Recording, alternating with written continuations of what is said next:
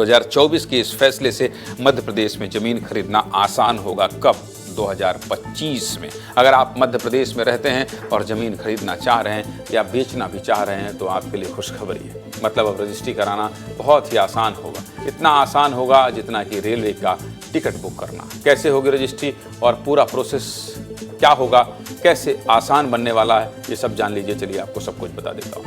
मध्य प्रदेश सरकार रजिस्ट्री के लिए नई व्यवस्था लागू करने जा रही है। व्यवस्था अगले 3 महीने के अंदर लागू हो सकती है, जिसके बाद रजिस्ट्री के लिए ना तो ऑफिस जाना पड़ेगा, ना ही स्लॉट के लिए स्लॉट के लिए इंतजार करना होगा। बस औपचारिकता पूरी होने के बाद तुरंत रजिस्ट्री हो जाएगी। इसके लिए थोड़ा सा एक्स्ट्रा चार्ज देना पड़ेगा। चार्ज कितना होगा ये अभी तक तय नहीं हुआ है। तय होते ही सरकार इसका ऐलान करेगी। अभी तक यह व्यवस्था छत्तीसगढ़, गोवा, कर्नाटक, महाराष्ट्र और हरियाणा में लागू है। सबसे पहले समझ लीजिए कि रजिस्ट्री किन किन तरीकों से हो सकेगी। देख लीजिए। देखिए, पहला तरीका होगा पंजीयन कार्यालय से रजिस्ट्री। इसमें आपको जिस जिले में ज़मीन खरीदनी है उस जिले के पंजीयन कार्यालय में कम से कम 1 दिन पहले स्लॉट लेना होगा और स्लॉट वाले दिन दोनों पक्ष गवाहों और दस्तावेजों के साथ आकर रजिस्ट्री करा सकते हैं। दूसरा तरीका है ऑनलाइन वीडियो कॉन्फ्रेंसिंग का।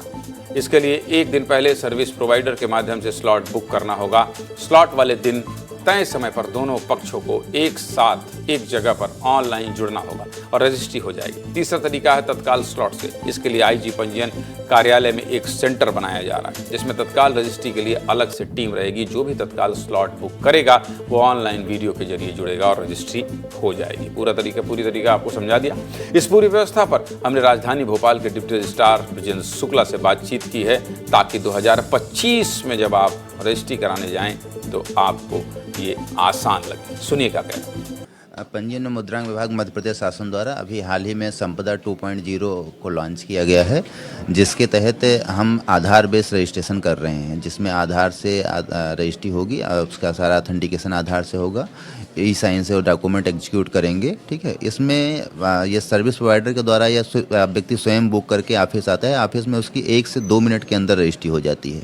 अगर आपको ऑनलाइन रजिस्ट्री करानी है तो कैसे कराना है समझ लीजिए। सबसे पहले www.mpigr.gov.in पर यूज़र आईडी बनाना पड़ेगा। इसके बाद सभी जरूरी जानकारी भरने के बाद डॉक्यूमेंट की ड्राफ्टिंग यानी कि डीड प्राप्त करें।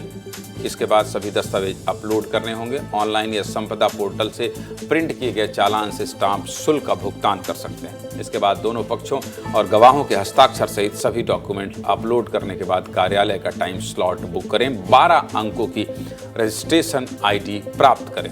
फिर क्या होगा? रजिस्ट्रार ऑफिस में जाकर दस्तावेजों का सत्यापन कराना होगा। इसके बाद वेब कैमरे से फोटो ली जाएगी और ई पेन से साइन के बाद रजिस्ट्री पूरी हो जाएगी। इस पूरी व्यवस्था पर हमने मंत्री जी से भी बात की है। क्या कह रहे हैं मंत्री जी, ये भी सुनिए। हमारे राजस्व विभाग में कोई भी व्यक्ति अपनी ज़मीन की कभी भी रजिस्ट्री करवा सकता है। पहले रजिस्ट्री कराते थे, फिर नामांतरण होता था।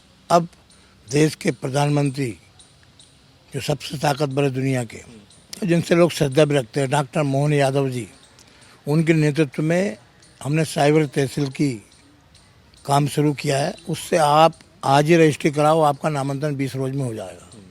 कोई दिक्कत और कोई परेशानी नहीं है। अब क्योंकि पूरी व्यवस्था से फायदा पब्लिक को होगा तो पब्लिक से बात करना भी जरूरी है। पब्लिक का रिएक्शन क्या है ये भी सुन लीजिए। सरकार ये कह रही है कि जैसे ही आप रजिस्ट्री कराएंगे वैसे नामांतरण भी हो जाए। ये प्रक्रिया क्या बेहतर है? ये तो और भी अच्छी बात है। नहीं, बहुत अच्छा रहेगा। इससे लोगों का समय बचेगा, टाइम बचेगा। तो ये सारे लोग हैं, कुछ और भी लोग हैं। सरकार ये कह रही है कि रेलवे की तरह हम रजिस्ट्री की व्यवस्था भी कर रहे हैं। जैसे रेलवे का आप टिकट बुक करते हैं वैसे भी रजिस्ट्री आप कर सकते हैं। इसको आप कितना बेहतर मान रहे हैं? बेहतर का तो पता नहीं। एक्चुअली इनके जो भी पोर्टल्स हैं गवर्नमेंट के, वो पता चला 10 मिनट चल रहे हैं फिर डाउन हो गए।